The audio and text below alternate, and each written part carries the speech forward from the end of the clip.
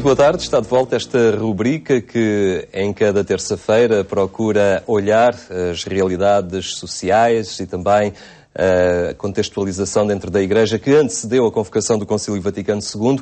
Temos, nestas últimas semanas, estado a desenvolver esta análise com a presença do Padre Jesus Ramos, é professor de História da Igreja e diretor do Instituto Superior de Estudos Teológicos de Coimbra. Obrigado por estar uma vez mais connosco.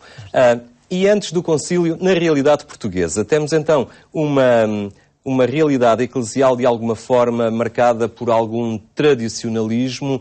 Talvez por aqui não existissem ainda grupos muito fortes de contestação ou de grande renovação interior. Nestes anos, nestas décadas que antecederam a convocação do concílio, Portugal estava ainda marcado por alguma prática tradicional. Bom, Portugal, nesta matéria, como muitas outras, costumamos dizer que andava pelo menos 30 anos atrasada em relação aos outros países mais evoluídos, nomeadamente à Europa Central.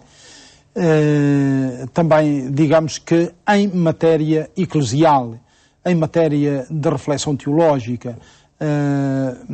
Depois porque não podemos esquecer-nos de que vínhamos de uma longa luta no século XIX contra o regalismo, em que a Igreja muito dificilmente conseguiu libertar-se do Estado como alguém que interferia nos negócios eclesiásticos.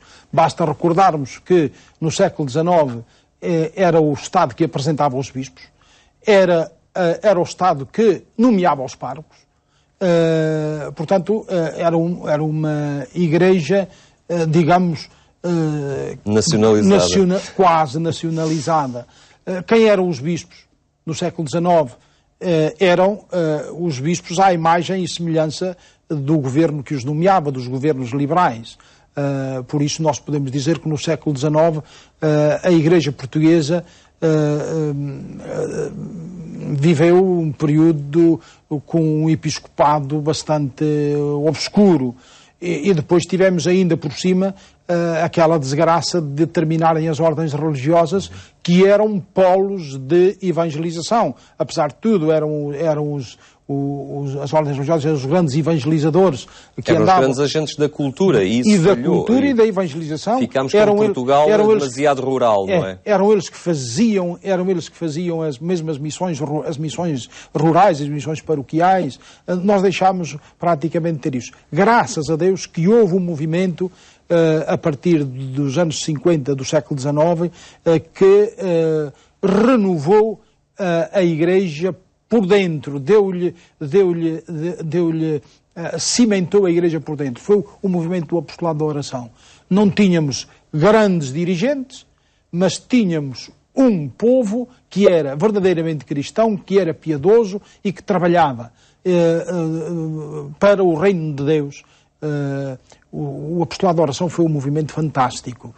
Poderíamos estar aqui uma tarde inteira a falar sobre o movimento do apostolado da oração e sobre os benefícios que ele trouxe à Igreja Portuguesa de meados do século XVIII até praticamente aos nossos dias. Mas tornava as pessoas agentes da própria evangelização? Responsabilizava-as do seu batismo? Muitos quem ler os relatórios do apostolado da oração há de ver que nas paróquias rurais eles tinham ações concretas, dar o catecismo às crianças, que não havia ninguém que o desse, a família muitas vezes deixava disso, foram os primeiros grandes catequistas. Às vezes havia casos, por exemplo, de famílias desestruturadas, eles procuravam por todos os meios estruturar essas famílias. O apostolado da oração foi fundamental. Portanto, nós éramos uma realidade sociológico-religiosa bastante compacta, nomeadamente no mundo rural.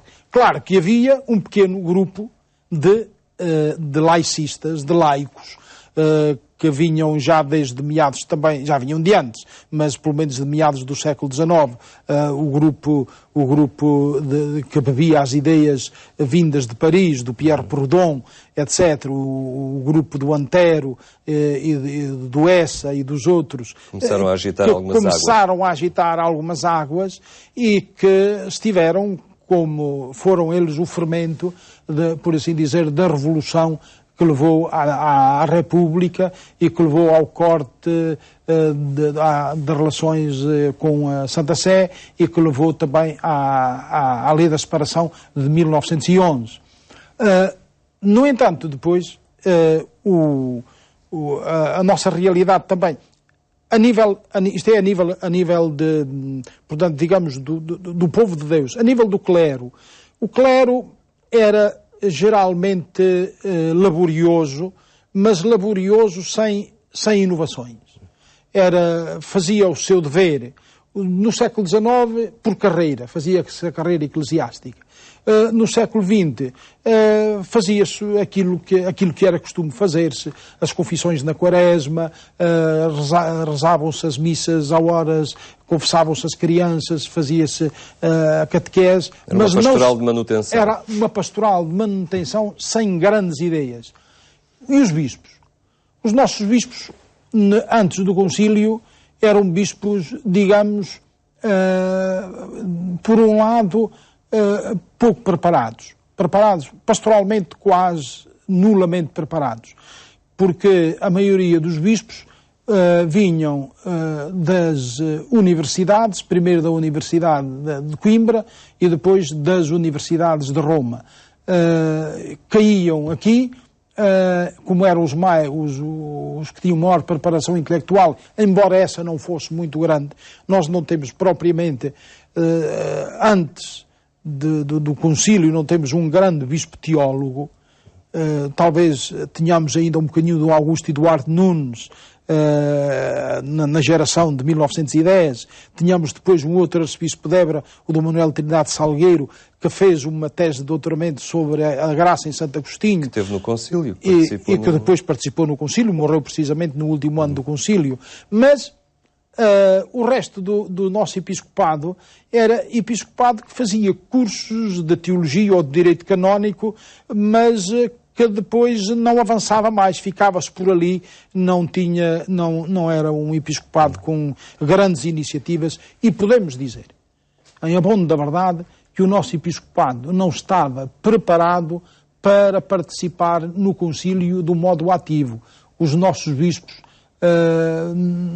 porque nós não tínhamos escola teológica, porque nós não tínhamos teólogos a assessorar os bispos, os nossos bispos no concílio tiveram um papel bastante apagado, tirando uma outra... Apesar dos esforços de Dom Sebastião Soares de Rezende, que ousou algo, não é? Sim, o Dom Sebastião Soares de Rezende é uma exceção no meio de como diria eu não queria dizer isto, como é natural, mas usando a linguagem do Camões, esta apagada e vil tristeza.